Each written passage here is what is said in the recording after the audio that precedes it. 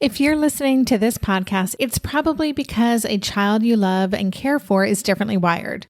Are they also struggling in their current educational setting, seen only for what they're doing wrong while longing for positive relationships with peers and others?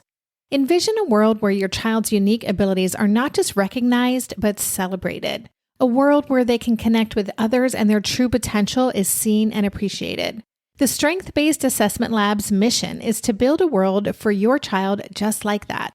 Through its innovative approach, it aims to empower students, families, educators, and professionals to create positive, effective, and collaborative learning experiences.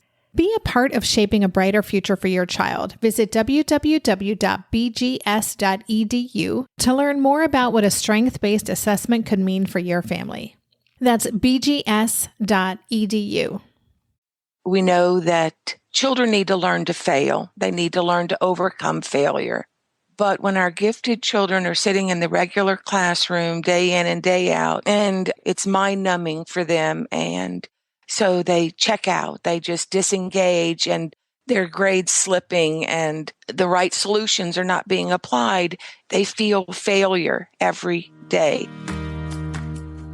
Welcome to the Tilt Parenting Podcast, a podcast featuring interviews and conversations aimed at inspiring, informing, and supporting parents raising differently wired kids. I'm your host, Debbie Reber, and today's guest is educator, author, and blogger Celi Trépanier. A teacher who was taught in both public and private schools, Celi became a passionate advocate for gifted children after tiring of her battles with schools and their misunderstandings of how to support gifted children.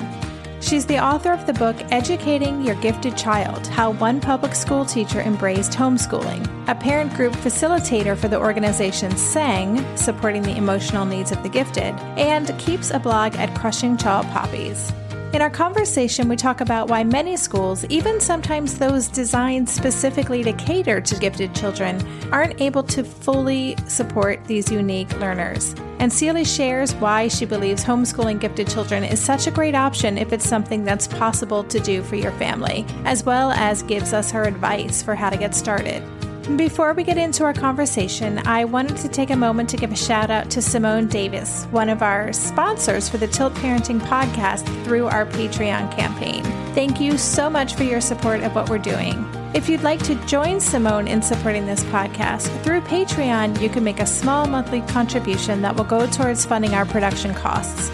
Please check out our Patreon page at patreon.com/tiltparenting. Thank you for considering and for being a part of our community. And now, let's get on with the show.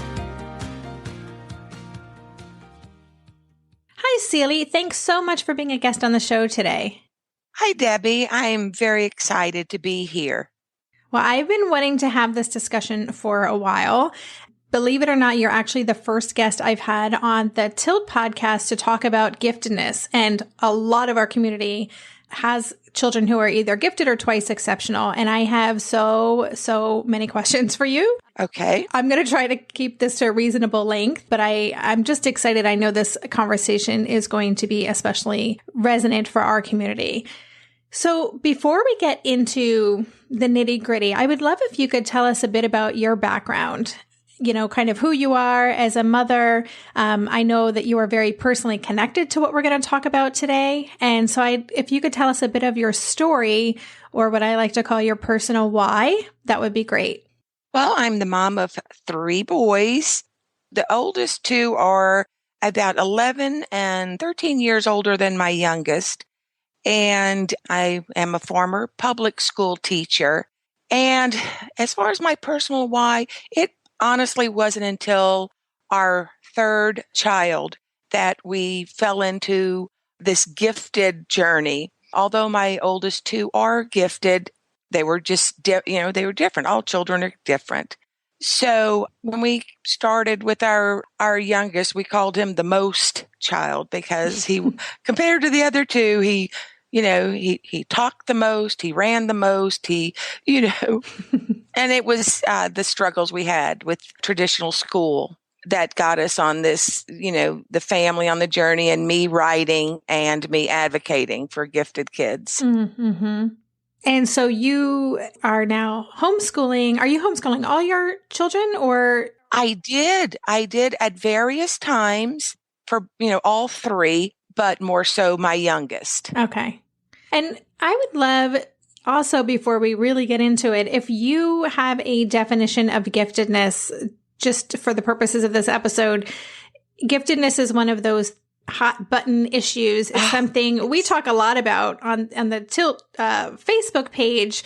And a lot of people have reached out to me and just said, thank you for including giftedness in this differently wired community, because so many people don't recognize it as such, or, and then I'm sure you're very familiar with all the kind of negative things that can go along with that label. So could you talk about that? Actually, there is no consensus among educational professionals and psychologists on what giftedness is.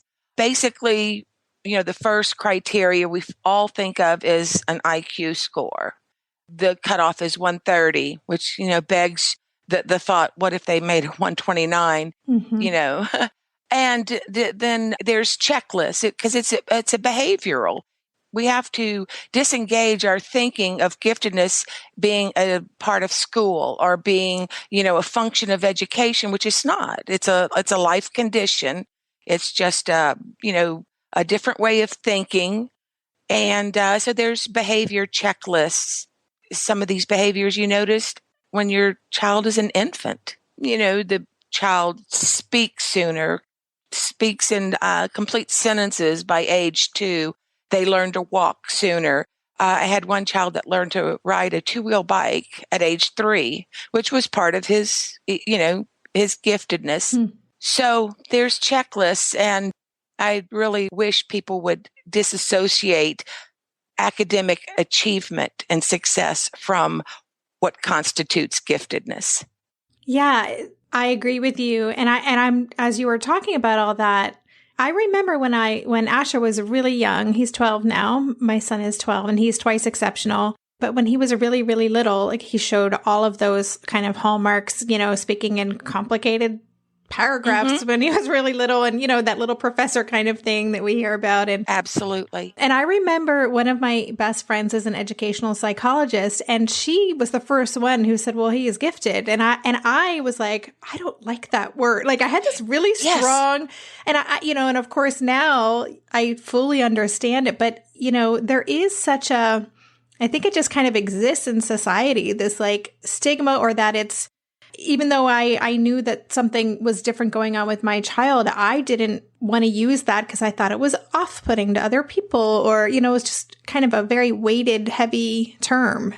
I agree. That's exactly why my oldest 2 were never identified in school, or that I didn't notice it, because they didn't have as many issues or struggles that many gifted children have. They had some, but nothing that, to the degree that my youngest did. So it wasn't until they were adults that we would say, oh, now I see. And it was simply because I didn't want to believe it. I didn't want to even go there with, that giftedness identification, because it's because it's rooted in school, and it's rooted in competition. Yeah. Yeah. It brings up a lot of uncomfortable feelings for everybody. It can. And that's really, I think what you're saying is because of misunderstanding. People don't really know what it is.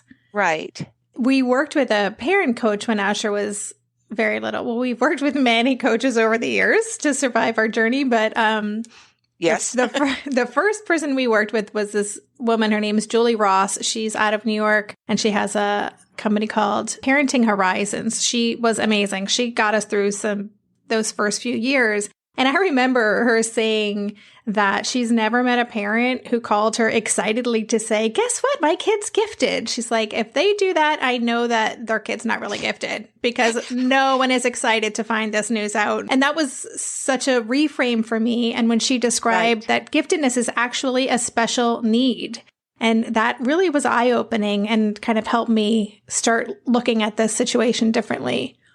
Yes. I have that same example as if a parent is happy about their child being gifted, it's like, maybe they're not. Yeah, this is not something that you're going to be celebrating about. Yeah. I mean, that's not to say that it's not fascinating and amazing, and there's not really incredible things that come along with it. But it can be tricky. Okay, so let's get into education. So I would love to know, and this is a lot about what your book is about, but in your opinion, why do you feel that so many schools are failing gifted children, and what's going on? The main reason is misunderstanding. When I went through college to become a teacher, I remember sitting in, it was a discipline class. It was a class on discipline, and we spent 1 hour on what giftedness was. And I walked out of that class with my opinion of a gifted child sitting at their desk, hands folded, hand just slapping up in the air, answering all the questions, well-behaved, high-achieving. And that's the way most teachers are taught. I think it's misunderstanding what giftedness is. It's looking for the high-achieving students and not the one that's staring out the window doodling and with an F in spelling or, a D in math. Right. So I'd like to know, when was that for you? And I mean, have you seen any change in the public education system in terms of teachers being better equipped to recognize the signs of giftedness? I want to believe that it's getting better, but having lived in very many areas, different states, it goes school district by school district and state by state, whether teachers are trained properly in addressing the needs of gifted children. So, I can't say that I've seen it get better. No. That's sad to hear. And we live in the Netherlands now, but we spend all of our time as Asher's parents in the US was in Seattle. And we went through, my listeners know this, we were in 3 schools in 3 years, which I know is not unusual for gifted kids. It's not unusual for differently wired kids. 2 of them were private, and the public school was a full-time, accelerated learning gifted program. Right. I'm still involved in the Facebook group, and I was just reading a conversation that they are considering kind of losing that altogether. I'm just like, oh, you're going the wrong way here, people. This is not what we need. It was such a great program, in my opinion, that they offered that and it was available. But budget cuts and, there's, again, misunderstanding at the highest level, I think. At the highest level, absolutely. It's that misunderstanding that gifted kids are smart. They'll figure it out on their own. You can leave them alone, then they'll excel. We don't need to worry about them. So they don't need a special program. They're just fine on their own. And that's so far from the truth. So gifted programs usually are the first things that are cut when budgets are tight. Mm-hmm. We'll be right back after this quick break. Darren and I are prepping for a big move at the moment, so we are fully leaning into any and everything that simplifies things, and that absolutely includes mealtimes. At a time when my executive functioning skills are being pushed to the limit, even planning and executing dinner for our family these days can feel like a really big lift. That's why I'm especially grateful for Green Chef, a meal service that offers pre-measured and prepped ingredients to my door. Each box is packed with foods you can feel good about, like whole fruits and vegetables, plus lean protein and whole grain options. In fact, one of the things I love most about Green Chef is that they offer options that prioritize gut and brain health, with science-backed recipes that feature ingredients like fiber, antioxidants, and omega-3 fatty acids. During this time of lots of stress, it feels really grounding to know we're supporting ourselves nutritionally. I will take all the support I can get. And Green Chef doesn't just cover dinner recipes. I can add high-quality breakfasts, lunches, and snacks to my weekly box from Green Market. Green Chef has a special offer for Tilt listeners. Go to greenchef.com/tilt50 and use code TILT50 to get 50% off plus 20% off your next 2 months. That's 50% off plus 20% off your next 2 months when you use the code TILT50 at greenchef.com/tilt50. Green Chef, the #1 meal kit for eating well. Maybe I've watched too many seasons of The Amazing Race, but every time I have to go somewhere on the subway, I treat it like a competition. It's all about making the right gut decisions about which route will get me there the fastest. Sometimes those decisions get me where I'm going early, and other times my gambles don't really pay off. Probiotics can't help with most gut decisions, but if your gut needs a little support, Ritual has your back. Their Symbiotic Plus, a 3-in-1 supplement, has clinically studied prebiotics, probiotics, and a postbiotic to support a balanced gut microbiome. I've been using Symbiotic Plus for about 6 months now, and it's become a core part of my morning routine. I take the mini capsule every morning while making my way through my inbox, whether I'm at home or I'm on the road, because it doesn't need to be refrigerated. And the capsule itself is delayed released, which helps it survive the harsh conditions of the upper GI tract for delivery to the colon. And that's exactly where we want it to go. Ritual invested in a study modeling the human colon, which showed that Symbiotic Plus significantly increased microbial diversity and the growth of beneficial bacteria. There's no more shame in your gut game. Symbiotic Plus and Ritual are here to celebrate, not hide your insides. Get 25% off your first month for a limited time at ritual.com/tilt. Start Ritual or add Symbiotic Plus to your subscription today. That's ritual.com/tilt for 25% off. Now, I have a question for you. When one of Asher's private schools was a school that was specifically for highly gifted children. This may be similar to your story with your son in that you had 1 year went great, and then all of a sudden the next year things crashed and burned pretty quickly. Mm-hmm. That it was our experience at this particular school. And Asher also, to be clear, is, he also has ADHD and Asperger. So he has a lot of just things going on, especially in those early elementary school years. We're kind of figuring out how to best support him. But with this particular school and the teacher that he was with, there was not a lot of even understanding of the concept of asynchronous development, which, of course, I became an expert on gifted kids because I read everything there was to know. And that to me seemed like kind of the hallmark of what's really going on. And I found myself having to explain this concept. I'm just curious, in your experience, is that unusual even for programs that are supposed to be serving gifted children, that they may not fully get what they're dealing with? Yes, it is. Unfortunately, it is common. We had an experience just a couple of years ago where we were living at the time. There was a gifted high school serving all the gifted kids in the area. And when we applied, they were, of course, using standardized test scores as criteria. And my son, being visual spatial, had about average writing ability. And she said, well, he won't be able to do well here because he wouldn't be able to keep up.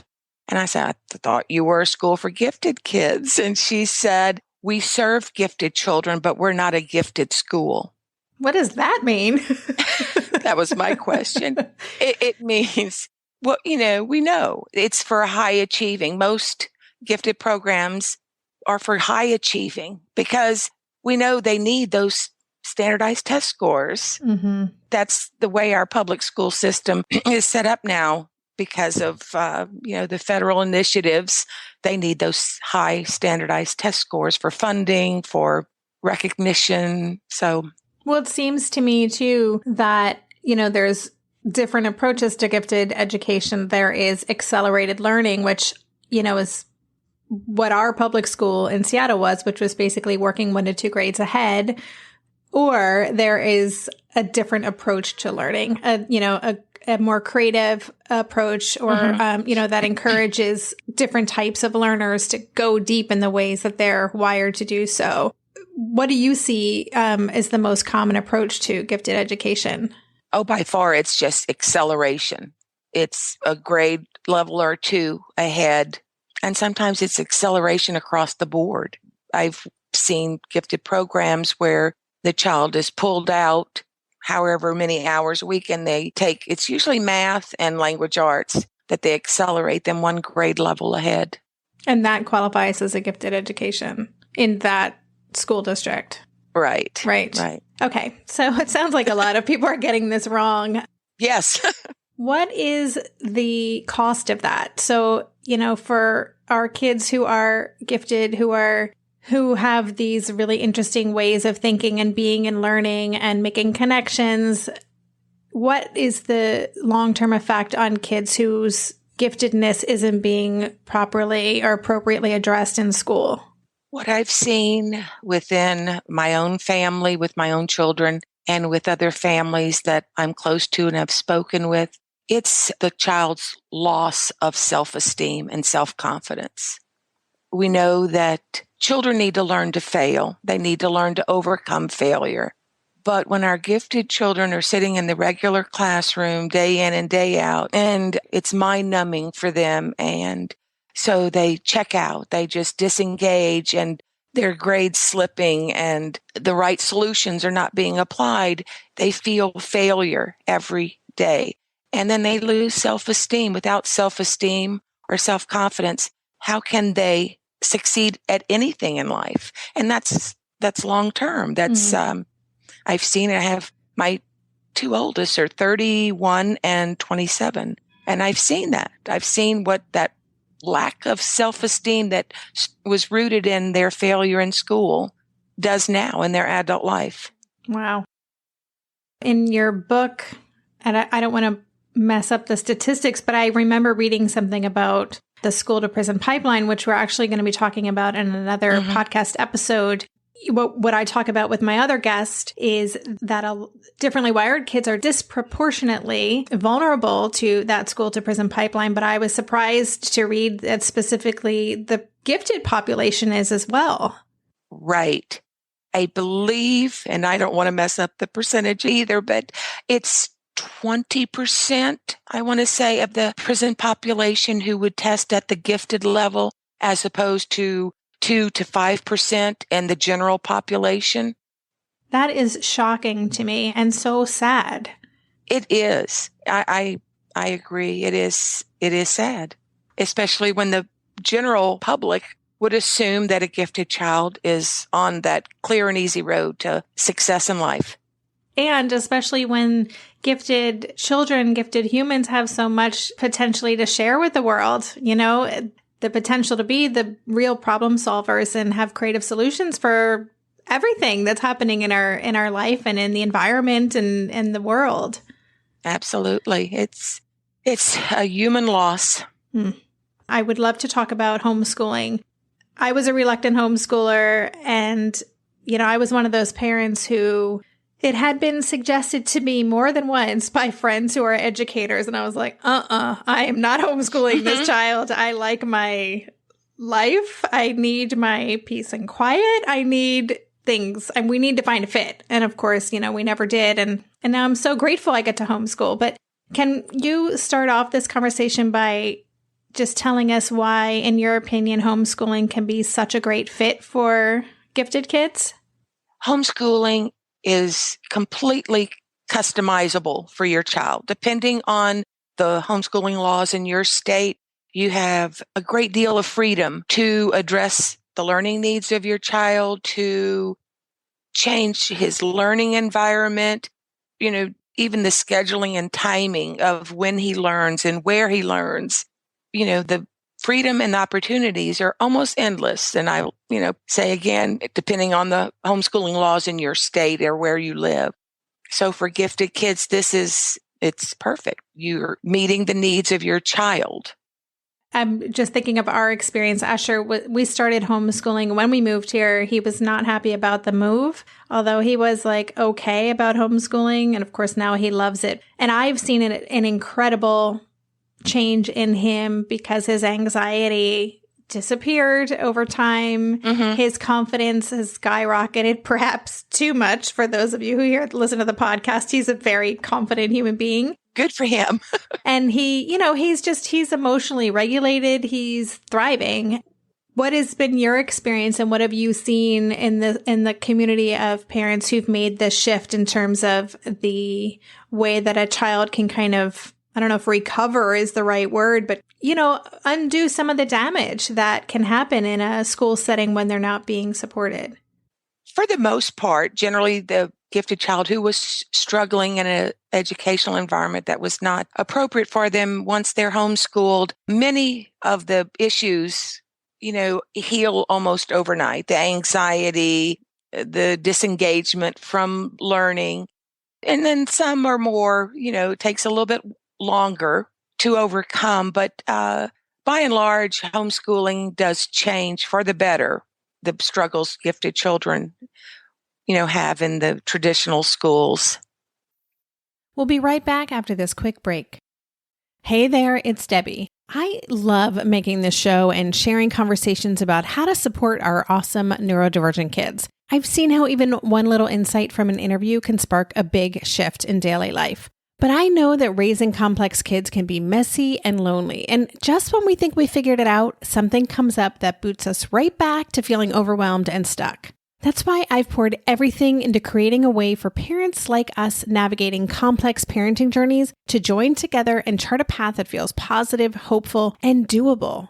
It's the brand new Differently Wired Club experience. In the club, you'll get personal support from me and other seasoned parent coaches, 6 live calls every month where you can connect and get your personal questions answered, the opportunity to learn directly from authors and experts like I have on this show, monthly themes for getting specific and tactical, an exclusive private podcast feed, and the best, most generous community of parents. Seriously, these folks show up for themselves and each other, and that right there is really everything, because it's a daily reminder that we're not alone. Our kids aren't broken, and we have totally got this.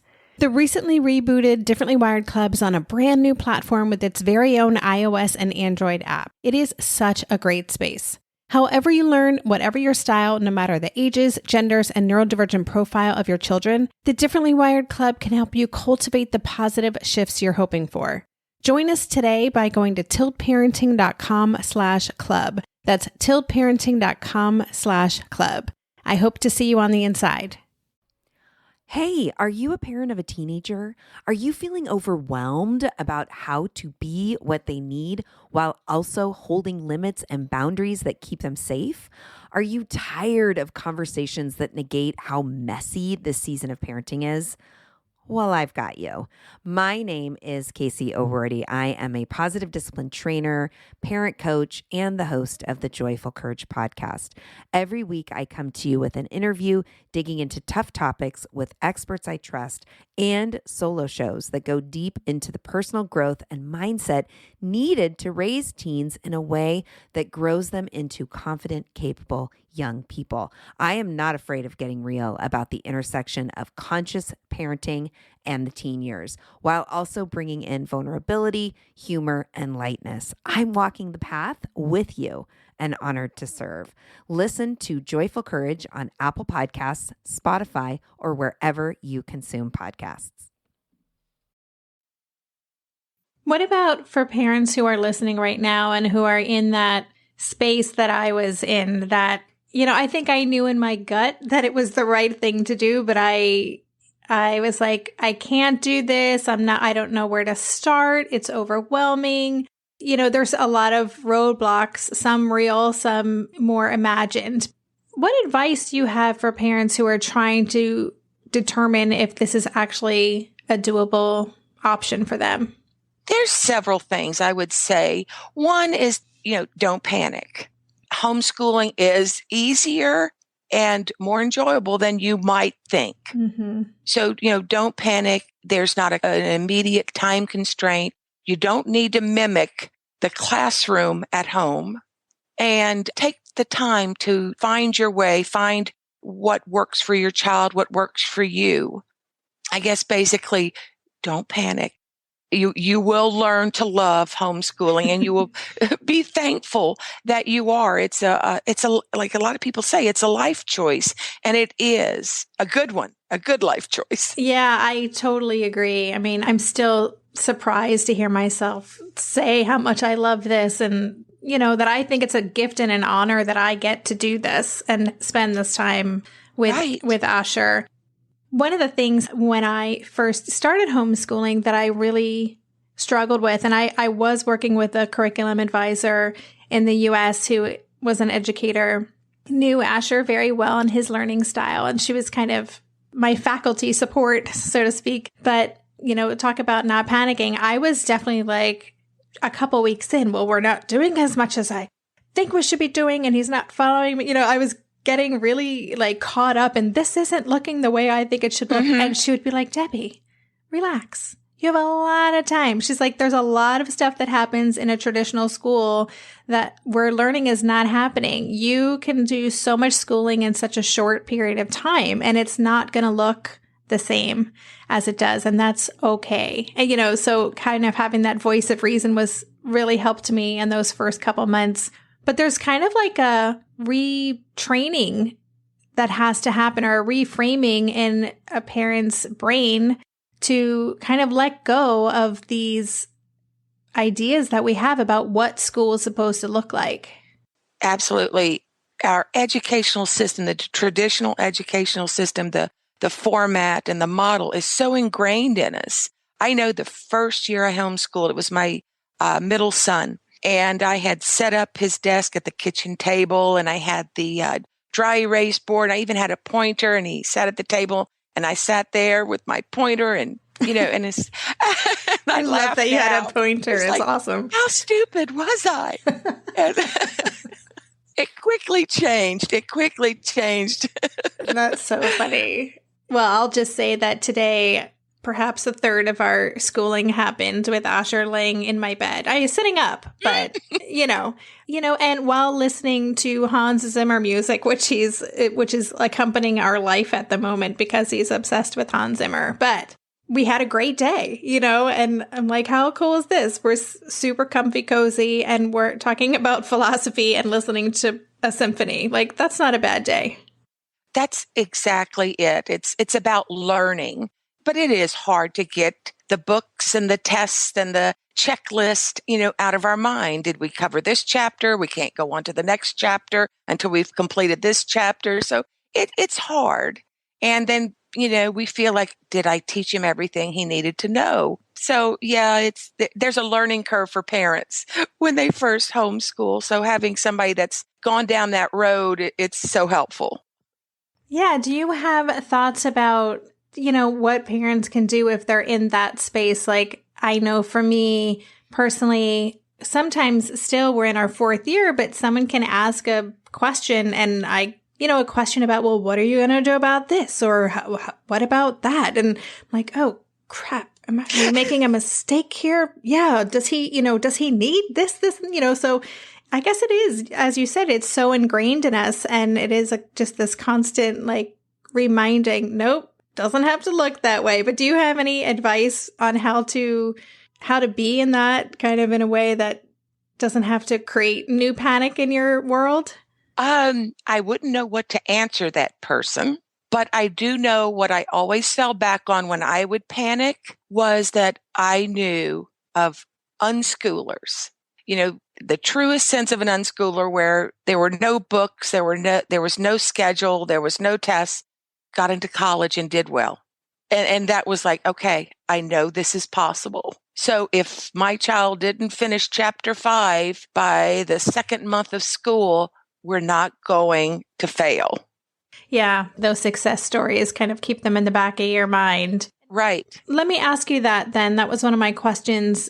If you could tell us a little bit about the big picture view, what does it look like for parents who are homeschooling? And, everyone else is starting to think about universities, or like here in the Netherlands, it's very much of a tracked educational system. So by middle school, you kind of know what path you're on. So what does it look like for a parent who's homeschooling a gifted kids?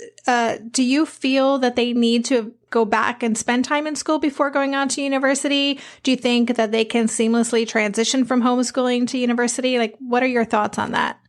Based on having 3 different children, 2 that have graduated from college, I've learned to accept that traditional schooling path, K through 12, then 4 years of high school immediately followed by 4 years of college. It's just one way of many. We've audited college classes. I've had one start college at 15, one took a gap year. So it's different for each child. And do they need to go and spend time in a classroom after homeschooling to be prepared to go to college? I don't think so. If they're going to college prepared and ready and excited, I think the desire to learn will overcome any issues that we feel that, they need to learn to sit in a classroom and relearn classroom behavior. I think the desire to learn will overcome that. But if that's still an issue, maybe with the parent who's worried, look into auditing college classes. Yep, that's great. And I like what you said about motivation. I mean, it's amazing how that self-motivation, it just really starts to develop. And if they are feeling confident and secure about who they are and what kind of learners they are, then they're not going to be starting university with that kind of baggage, which is going to make them clearer on how to get what they want and how to kind of be successful. So how do you figure, I'm just curious, how did you figure all of this out? That for me was one of my biggest challenges, or I don't know if it actually was the biggest challenge, but it was the thing I was most stressed about. How do I figure out what to do? How do I figure out what they need? Where do you start? So do you have any, I don't know, maybe one or two best tips for where parents can kind of feel supported and not be overwhelmed by not knowing what to do?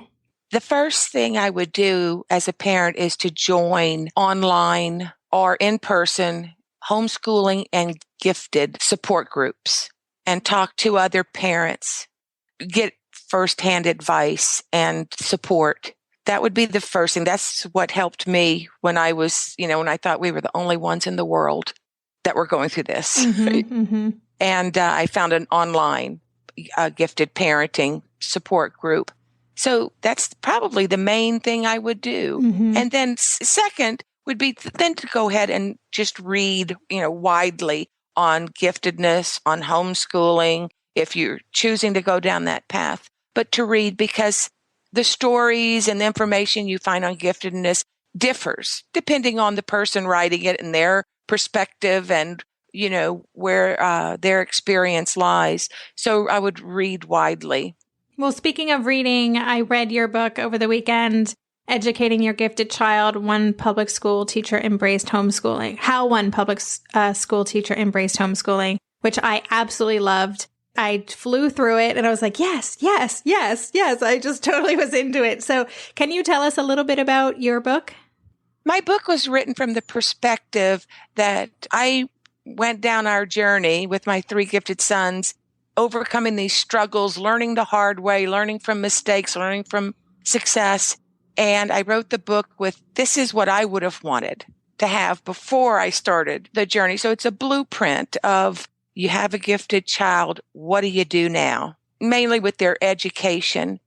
So it's definitely I've been there, done that. This is what I learned. So you don't have to go through those mistakes. Yeah, I mean, I think it's an ideal resource, especially for families who are early on in the journey and just kind of grappling with these issues. But again, I'm much further down the road and I still got a lot of benefit from it. And even that sense of, just you can't really ever hear too many times like that what you're experiencing isn't an aberration. So just that sense of camaraderie and connection. Yes, someone else has walked down this path is so comforting. Right. So do you have any, you mentioned online communities. Could you share any of your favorite resources for parents homeschooling gifted kids? Yes. Gifted Homeschoolers Forum has an online community. They have a website with resources for parents. They have a Facebook page and, a series of books. My book was published through GHF Press. So Gifted Homeschoolers Forum has resources. Hoagie's Gifted Education page has a ton of resources. I would also go to SENG, Supporting Emotional Needs of the Gifted. Their website has a lot of information. And the last one is Davidson Gifted Issues Discussion Forum. Davidson has the private school. I believe it's in New Mexico or Arizona Reno, Nevada. Yeah. For profoundly gifted children, but their online forum for parents is very good. Then any issues or questions you have can be answered on there. For listeners, I'll include links to all of these in the show notes. These are all resources I also highly recommend. The Gifted Homeschoolers Forum actually is how I got connected with Celi, and Asher does online learning through them. And I just think it's a fantastic resource. But all of the ones that you mentioned are great. So I will include all of those. And before we say goodbye, how can parents find you online and learn more about what you do and how to get in touch with you? My website is crushingtallpoppies.com. So all my writing is on there. I also have a Facebook page, Crushing Tall Poppies, and they can connect there. Perfect. Well, Celi, I want to thank you so much for sharing all of this. We got through a lot. I'm pretty impressed in a not too long period of time. So thank you for letting me pick your brain and sharing this great insight. I know this episode is going to be of service to so many families in our community. So thanks again. Well, thank you for inviting me. I enjoyed it.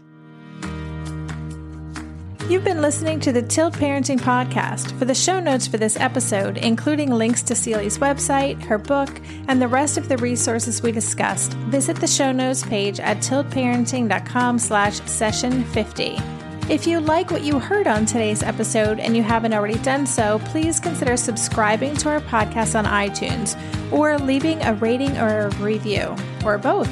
All of these things help our podcast get more visibility.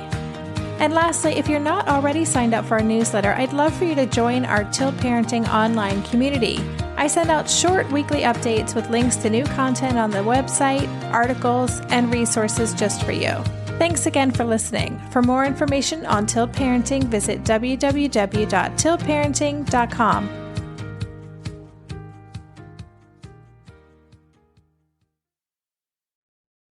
Are you overwhelmed by the things that get in the way of you doing what you want to do? Are you looking for ways to simplify life to better align with your values? Do you want to create space in your schedule so you have room for more of the good stuff? Play, joy, relationships, gratitude, and more? If you answered yes to any of these questions, I invite you to check out Edit Your Life, a podcast to help you edit the unnecessary from your life so you have more room to enjoy the awesome. Through episodes with me, Christine Coe, and a range of super smart, compassionate, and thoughtful guests, you'll come away with big picture insights and practical ways to declutter your home, schedule, and mental space without getting bogged down by perfection. I have always believed that small moments and actions matter tremendously. My goal is to help you find agency and space in your life through doable baby steps that will leave you feeling accomplished instead of overwhelmed. Check out Edit Your Life wherever you enjoy your podcasts.